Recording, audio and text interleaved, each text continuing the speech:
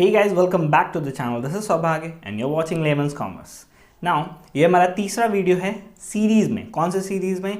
जो second chapter है class 11th accounting का, that is theory base of accounting. दो वीडियोज़ ऑलरेडी हमने बना दिए हैं, जिसका जो लिंक है वो नीचे डिस्क्रिप्शन में दे दिया है. नीचे डिस्क्रिप्शन में एक और चीज़ है and that is what time stamps हमने लगा करके रखे हुए हैं. दैट मीन्स इस वीडियो से रिलेटेड कोई पर्टिकुलर कॉन्सेप्ट, सिर्फ एक कॉन्सेप्ट या कोई एक या दो कॉन्सेप्ट आपको सिर्फ अलग से देखने हैं, तो आप उन टाइम स्टैम्प्स पे क्लिक करिएगा और आप उस पर्टिकुलर टॉपिक पे पहुंच जाएंगे. ओके, नाउ इस वीडियो में हम क्या जानने वाले हैं? इस वीडियो में हमारे टॉपिक क्या बचे हुए हैं चैप्टर के, that is conservatism concept, materiality concept, objectivity concept, okay, systems of accounting बचे हुए हैं, that is cash basis of accounting, accrual basis of accounting, okay, और एक समरी लेने वाले हैं हम किस चीज़ के ऊपर, अकाउंटिंग स्टैंडर्ड्स के ऊपर और IFRS प्लस इंड एस के ऊपर. ओके, बिकॉज आई थिंक ये जानना हमारे लिए बहुत ज़्यादा ज़रूरी है. जहाँ तक GST अकाउंटिंग की बात है इस चैप्टर से रिलेटेड, वो स्पेसिफिकली और डिटेल में GST अकाउंटिंग के चैप्टर में हम लोग कवर करेंगे. ओके, नाउ बिना देर किए शुरू करते हैं. नाउ जैसा कि हम देख सकते हैं conservatism concept. What does conservatism mean? Conservatism हम क्या कहते हैं? जब इंडिया में कोई कंजर्वेटिव होता है तो उसका मतलब क्या होता है? कोई जब रिस्क नहीं लेता अपने लाइफ में, बहुत सेफ गेम प्ले करता है, तो उस केस में उस इंसान को हम कंजर्वेटिव बोलते हैं. जो ज़्यादा चेंजेस पसंद नहीं करता है, ठीक है, उस इंसान को हम क्या बोलते हैं? कंजर्वेटिव इंसान या कंजर्वेटिव फैमिली बोलते हैं. तो अकाउंटिंग में एक कॉन्सेप्ट फॉलो करते हैं हम जिसका नाम है conservatism concept. Now what does the conservatism concept से और what does it mean? Conservatism ये कॉन्सेप्ट ये कहता है कि पहली चीज़ जो हमने रेवेन्यू रिकग्निशन में समझी थी, हमने क्या समझा था? हमने रेवेन्यू रिकग्निशन में ये समझा था कि रेवेन्यू को तब रिकॉग्नाइज करते हैं जब उसको पाने का या तो लीगल राइट हमारे पास आ जाए या फिर एक्चुअली में वो रेवेन्यू हमारे पास आ जाए. उन दो केसेस में ही हम लोग रेवेन्यू रिकॉग्नाइज करते हैं. लेकिन कंजर्वेटिज्म कॉन्सेप्ट एक चीज़ इसके साथ ऐड करता है. वो क्या कहता है कि जब तक रेवेन्यू रियलाइज ना हो जाए या फिर उस पैसे को रिसीव करने का राइट ना रिसीव आ जाए, तब तक हम उसको अपने बुक्स में रिकॉर्ड नहीं करते हैं. लेकिन अगर ऐसा कोई घाटा है जिसका बहुत रिमोट पॉसिबिलिटी भी है, रिमोट पॉसिबिलिटी कहने का मतलब ये है कि आज को मेरे फैक्ट्री में आग लग गई तो मेरा घाटा हो गया, दैट इज़ वो घाटा आज हुआ है, तो वो तो हम बुक्स ऑफ अकाउंट में रिकॉर्ड करेंगे ही करेंगे. लेकिन अगर कोई ऐसा घाटा, कोई ऐसा लॉस जिसके बारे में हमको ऐसा लगता है कि उसकी बहुत रिमोट पॉसिबिलिटी है, आने वाले 2 महीने, 4 महीने, 6 महीने में भी ऐसा कोई घाटा हो सकता है और हमको उम्मीद है उस घाटे के होने की, तो हम क्या करेंगे? उसको अपने बुक्स ऑफ अकाउंट्स में रिकॉर्ड कर लेंगे. Okay, now let's see what does this concept say. ये कॉन्सेप्ट क्या कहता है? That the concept of conservatism requires that the profit should not be recorded until realised. जैसे कि हमने रेवेन्यू के बारे में जाना, बट सारे लॉसेस, इवन ऐसे जिसके पास बहुत रिमोट पॉसिबिलिटी है, आने वाले टाइम्स में उसका चांस है, तो भी उसको बुक्स ऑफ अकाउंट में हम लोग रिकॉर्ड करके चलते हैं. फॉर एग्जाम्पल यहाँ पे दिया हुआ है valuation of closing stock at cost और market value whichever is lower. कहने का मतलब ये है कि जब भी हम स्टॉक को बुक्स ऑफ अकाउंट्स में रिकॉर्ड करते हैं तो उसको रिकॉर्ड करने का 2 ऑप्शन है. एक तो हमने क्या रिकॉर्ड कर दिया कि मैंने वो स्टॉक को 5 लाख रुपए में खरीद करके लाया, तो हमारे बुक में वो स्टॉक रिकॉर्ड हो गया 5 लाख रुपीज़ में. Now what is it? This 5 lakh rupees, this is the cost of the inventory, वो प्राइस जिसमें हमने उस इन्वेंट्री को खरीदा. नाउ हम ये देखते हैं कि at the end of the year हमारी बुक्स ऑफ अकाउंट्स में जो इन्वेंट्री पड़ी हुई है उसका मार्केट वैल्यू क्या है. हमने खरीद के तो 5 लाख रुपए में लाया था, बट क्या ज़रूरी है कि अगर आज हम उस इन्वेंट्री को बाहर बेचने जाएं तो हमको 5 लाख रुपए मिलेंगे? नहीं, ऐसा ज़रूरी नहीं है. दैट इज़ वाई कॉस्ट और market value whichever is lower, 5 lakh, या फिर अगर सपोज करो कि हमको ऐसा लगता है कि मार्केट में, let's see this with an example. Okay, now यहाँ पे हम देखते हैं कि केस 1 देखते हैं. केस 1 क्या कहता है? केस 1 क्या कहता है? हमारी इन्वेंट्री का कॉस्ट यानी जितने में हमने खरीदा था, दैट इज 4,50,000 रुपीज़, ठीक है, और इसका नेट रियलाइजेबल वैल्यू है 4,20,000 rupees. That means at the end of the year हम ये चेक करते हैं कि इन्वेंट्री को अगर हम बेचने जाएंगे तो मार्केट में उसका सिर्फ 4,20,000 रुपये हमको मिलेगा. तो कंजर्वेटिज्म कॉन्सेप्ट कहता है कि इन्वेंट्री को आप वैल्यू करो भैया या तो कॉस्ट पे या तो एनआरवी पे, which ever is lower, that means 30,000 rupees हम प्रॉफिट एंड लॉस में लॉस मतलब decrease in the value of inventory record कर लेंगे यहाँ पे।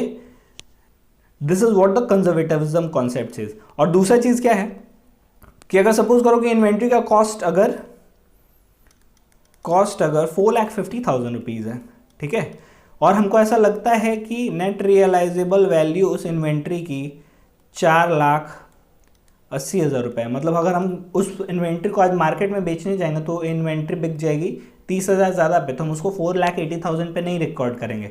क्या कहता है, कॉस्ट और NRV which ever is lower, that means हम इसको 4,50,000 पे रिकॉर्ड करेंगे। एक और एग्जांपल हम लोग देख सकते हैं कंजर्वेटिज्म कॉन्सेप्ट से रिलेटेड, एंड दैट इज कि सपोज करो हम आगे पढ़ने वाले हैं provision on debtors. Provision on debtors क्या होता है, मैं सपोज करो हमारे बुक्स में डेटर्स पड़े हुए हैं, कितने के डेटर्स पड़े हुए हैं 10 लाख रुपीस के, ओके, और हमको ऐसा लगता है कि इन 10 लाख के डेप्टर्स में से 50,000 के ऐसे डेप्टर्स हैं जो धोखा दे देंगे। कहने का मतलब ये हमारा पेमेंट नहीं करेंगे। अभी ऐसा हुआ नहीं है, ठीक है, अभी ऐसा हुआ नहीं है that the debtors are not making payment to us. हमको ऐसा लगता है कि आने वाले समय में इन 10 लाख में से 50,000 रुपए के डेटर्स हमें पेमेंट नहीं करेंगे, तो उस केस में हम क्या करेंगे, 50,000 का प्रॉफिट एंड लॉस में लॉस बुक कर देंगे। क्यों? बिकॉज हमें लगता है दैट हमारा लॉस होने वाला है। So what is the conservatism concept से, प्रॉफिट तब तक मत बुक करो जब तक एक्चुअली में रियलाइज ना हो जाए या उसको लेने का राइट ना रिसीव हो जाए, okay.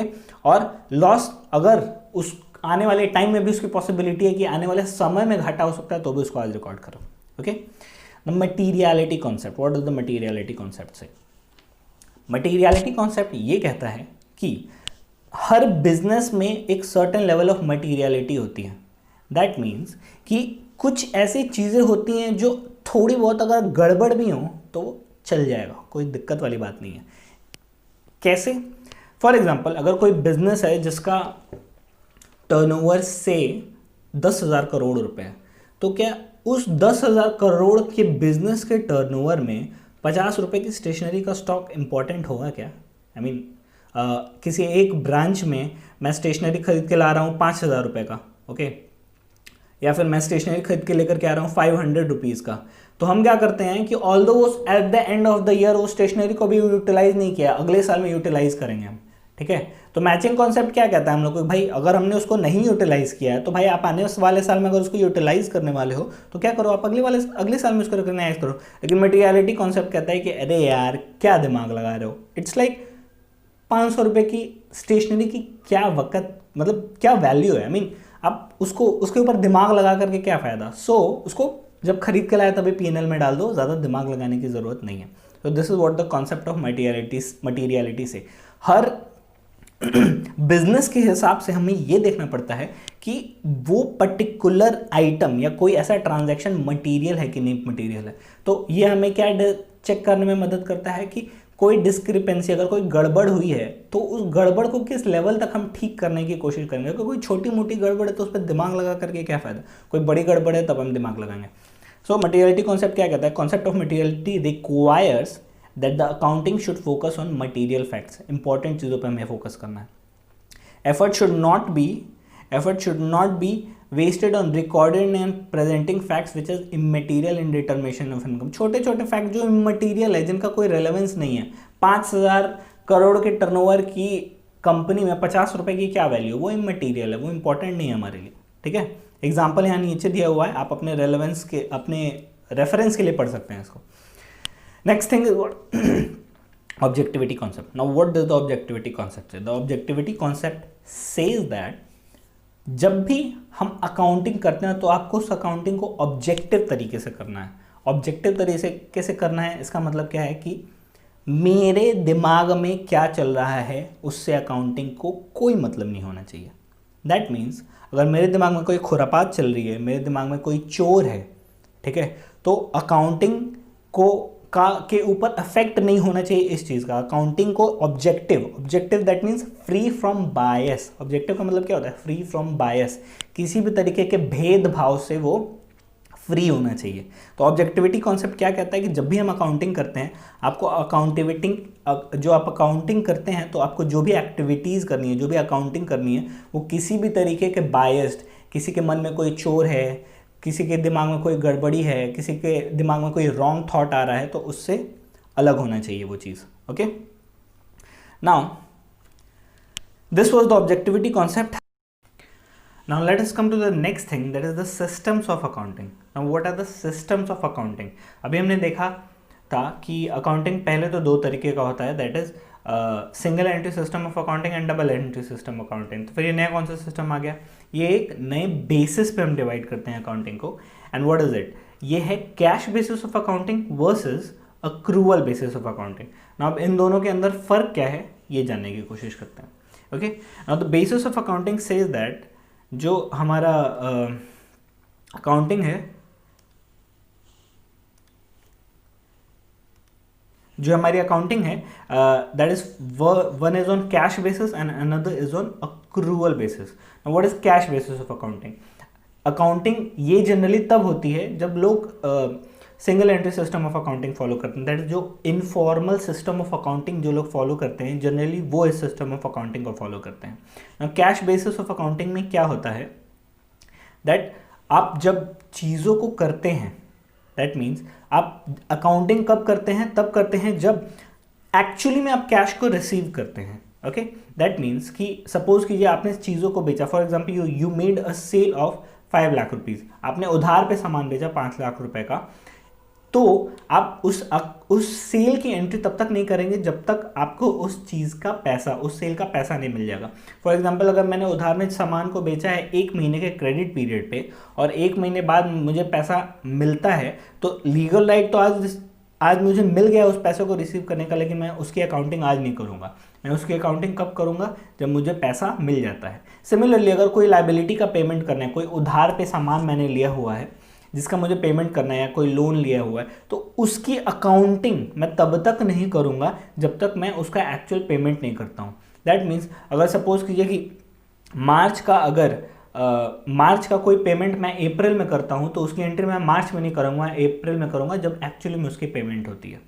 Okay, and second is the accrual basis of accounting. What is the accrual basis of accounting? Accrual basis of accounting ये कहता है दैट आप बुक्स में किसी भी ट्रांजैक्शन की एंट्री कब करेंगे? तब करेंगे जब एक्चुअली में उसको पे करने का या रिसीव करने का लीगल ऑब्लिगेशन या लीगल राइट अराइज हो जाता है, ना कि तब जब आप उसका एक्चुअल पेमेंट करते हैं। क्या कह रहे हैं फिर से समझते हैं। सपोज करते हैं that we are making a sales on credit for 1 month of an amount of ₹5 lakh. Okay, तो हम इसकी एंट्री कब करेंगे? अगर आज मैंने उधार पे सामान बेचा है 1 महीने के लिए 5 लाख रुपए का, तो उसकी एंट्री कब करेंगे? हम आज करेंगे अपने बुक्स ऑफ अकाउंट्स में, ना कि तब जब वो 1 महीने बाद मुझे पेमेंट करता है। सिमिलरली अगर मैंने किसी से लोन लिया हुआ है या उधार पे सामान खरीदा है किसी से, ओके, तो मैं उसकी एंट्री अपनी बुक्स ऑफ अकाउंट में कब करूँगा? जब आज के डेट में मैं उससे उधार पे वो सामान लेता हूँ या उधार पे वो लोन लेता हूँ, मैं आज मैं उसको अपने बुक्स ऑफ अकाउंट्स में रिकॉर्ड करूंगा, ना कि तब जब मैं उसका एक्चुअल पेमेंट करूंगा। So what is the basic difference between these two basis of accounting? क्या बेसिक डिफरेंस इन दोनों में? कैश बेसिस में एक्चुअली में जब पेमेंट आता है जाता है तभी अकाउंटिंग करते हैं, वरना नहीं करते हैं। और अक्रूवल बेसिस ऑफ अकाउंटिंग में तब जब उस पेमेंट को रिसीव करने का राइट या पेमेंट करने का ऑब्लिगेशन अराइज होता है, तब हम उसकी अकाउंटिंग करते हैं, ना कि तब जब उसका एक्चुअल में पेमेंट होता है। अगर पेमेंट पहले हो गया, दैट मीन्स अगर मैं उधार नहीं कैश पे बेचा, तो भाई जब कैश पे बेचेंगे तब रिकॉर्ड कर लेंगे। लेकिन अगर उधार पे बेचा है तो उस केस में हम कब रिकॉर्ड करेंगे? जब जिस दिन उस सेल को हम कर रहे हैं। नाउ लास्ट थिंग जिसके बारे में बेसिक्स आपके लिए जानना जरूरी है, that is what? Accounting standards and IFRS plus Ind AS. Now what are accounting standards? Accounting standards are the standards on accounting जो कि इशू करता है कौन? Institute of Chartered Accountants of India का accounting standards board. Institute of Chartered Accountants of India ने एक accounting standards board बना करके रखा है जो कि अकाउंटिंग स्टैंडर्ड्स को इशू किया करता था। What do I mean when I से था? अब अकाउंटिंग स्टैंडर्ड्स नहीं इशू होते बिकॉज इंडिया में अब Ind AS यूज होता है। तो पहले जानते हैं अकाउंटिंग स्टैंडर्ड्स की हिस्ट्री के बारे में। अकाउंटिंग स्टैंडर्ड्स क्या कहता था कि जब भी आप बिजनेस करते हैं तो हर एक स्पेसिफिक आइटम के ऊपर institute of Chartered Accountants of India क्या करता था ना कि एक एएस उसके ऊपर रिलीज कर देता था। फॉर एग्जांपल इन्वेंट्री के ऊपर एक एएस रिलीज कर दिया, फिक्स्ड एसेट्स के ऊपर एक एएस रिलीज कर दिया था। अब ये एएस क्या करते थे, एएस बताते थे कि उस पर्टिकुलर चीज के ऊपर अकाउंटिंग किस तरीके से करनी है आपको। ओके, एएस आपको बताते थे फॉर एग्जांपल इन्वेंट्रीज के ऊपर अगर कोई एएस है तो वो बताता था कि इन्वेंट्री की अकाउंटिंग किस तरीके से करनी है, उसका वैल्यूएशन किस तरीके से करना है आपको। फिक्स्ड एसेट के ऊपर जो एएस होता था वो बताता था कि फिक्स्ड एसेट्स को रिकॉग्नाइज किस तरीके से करेंगे आप, उसके ऊपर डेप्रिसिएशन किस तरीके से चार्ज करेंगे, ये आपको एएस बताता था, जो institute of Chartered Accountants of India अपने अकाउंटिंग स्टैंडर्ड बोर्ड के साथ इशू करता था। ओके, अब प्रॉब्लम क्या आती थी कि इंटरनेशनली जब आप इंडिया के बाहर जाते हैं तो वहाँ पे अकाउंटिंग प्रैक्टिसेस जो फॉलो होती हैं ऑल ओवर द वर्ल्ड, और ये जो एएस इशू होते थे इसमें बहुत सारे फ़र्क हुआ करते थे।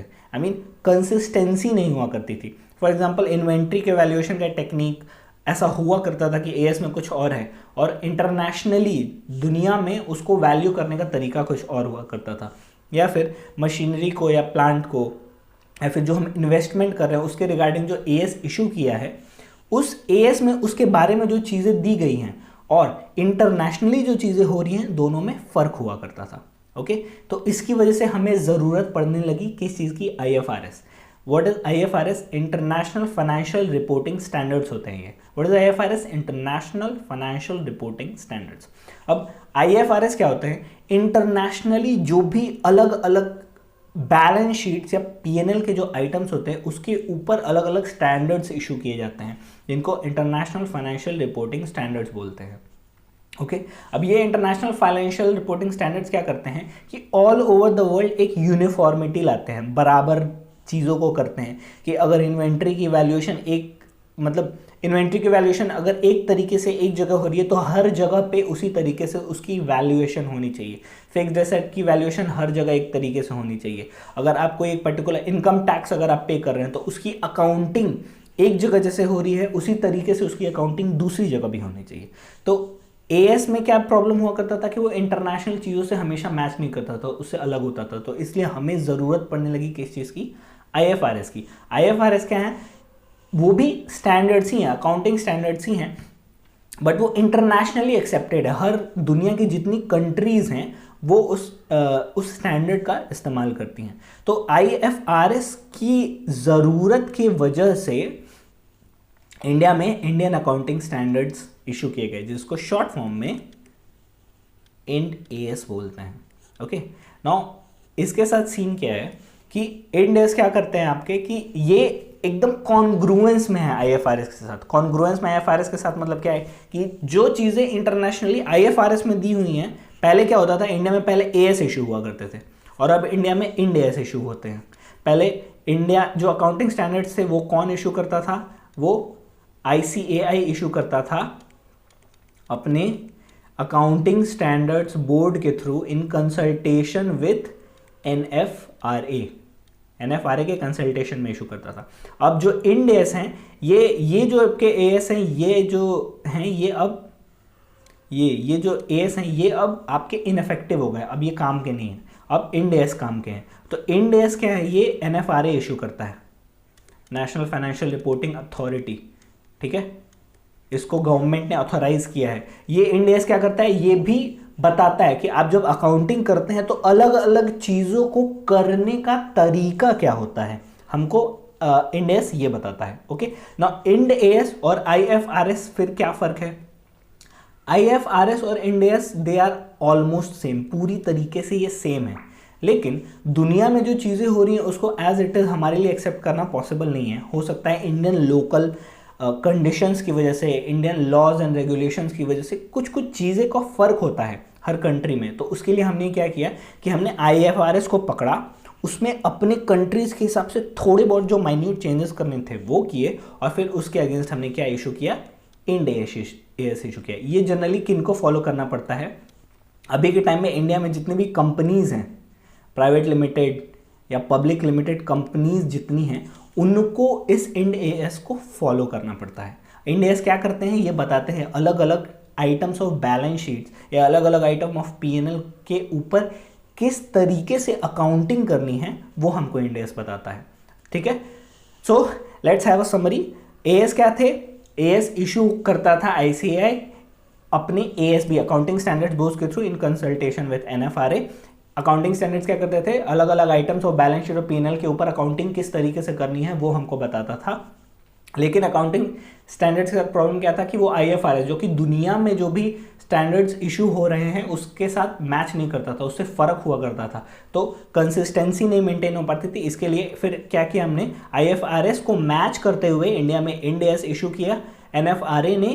ठीक है, और ये इंड एस क्या करते हैं? अलग अलग चीज़ों को, अलग अलग जो बैलेंस शीट आइटम्स हैं उसके बारे में बताते हैं कि उसकी अकाउंटिंग वैल्यूएशन किस तरीके से हमको करना है। ओके, अभी के टाइम में इंड एस जो है वो कंपनीज के ऊपर एप्लीकेबल होता है। होप आपको ये वीडियो अच्छा लगा होगा। एंड फाइनली जो हम लोग हमेशा बोलते हैं, इस वीडियो से रिलेटेड जो भी नोट्स हैं नीचे डिस्क्रिप्शन में आपको उसका लिंक मिल जाएगा, और इस चैप्टर से रिलेटेड जो ऊपर के कॉन्सेप्ट्स हैं उससे उस चैनल का भी लिंक, उस वीडियो का भी लिंक आपको नीचे मिल जाएगा। अगर आपको वीडियो पसंद आया तो प्लीज़ प्लीज़ प्लीज़ लाइक ज़रूर कीजिएगा एंड चैनल को सब्सक्राइब कीजिए, हमें आपका सपोर्ट की बहुत ज़्यादा ज़रूरत है। ओके, अपना ख्याल रखिए, तब तक के लिए bye bye and take care.